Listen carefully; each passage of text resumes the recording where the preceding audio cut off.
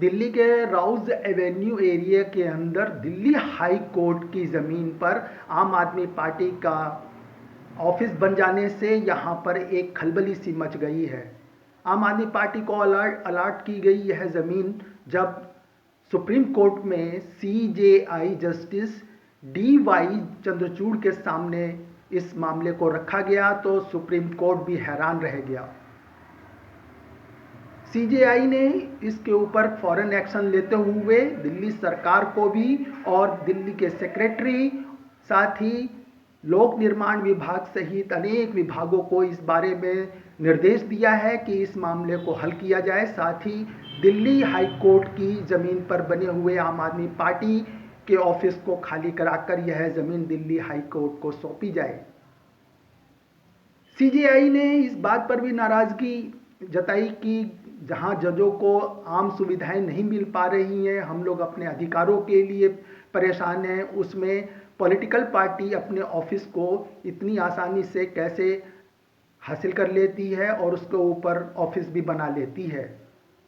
Delhi high court ने इस मामले में कई बार कि यह ज़मीन हमारी है और इस ज़मीन पर दिल्ली के अंदर आम आदमी पार्टी का ऑफिस बना दिया गया है। जब दिल्ली हाई कोर्ट के अधिकारी इस ज़मीन को लेने के लिए गए थे तो उन्हें बताया गया कि यहाँ पर एक पॉलिटिकल पार्टी का ऑफिस बन चुका है जो कि वो यहाँ से ऑपरेट कर रहे हैं।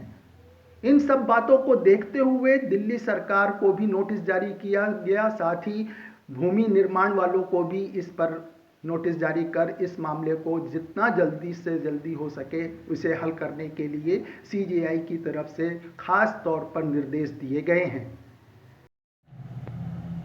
सुप्रीम कोर्ट ने हैरानी जताई है कि दिल्ली हाई कोर्ट की ज़मीन पर एक पॉलिटिकल पार्टी का दफ्तर खुला हुआ है।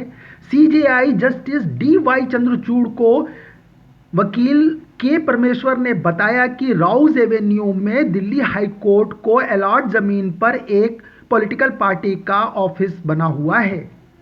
CJI ने कहा कि हम जजों के लिए बंगले नहीं, सार्वजनिक सुविधा मांग रहे हैं, उस पर राजनीतिक दल अतिक्रमण कर कुंडली मार के बैठे हुए हैं।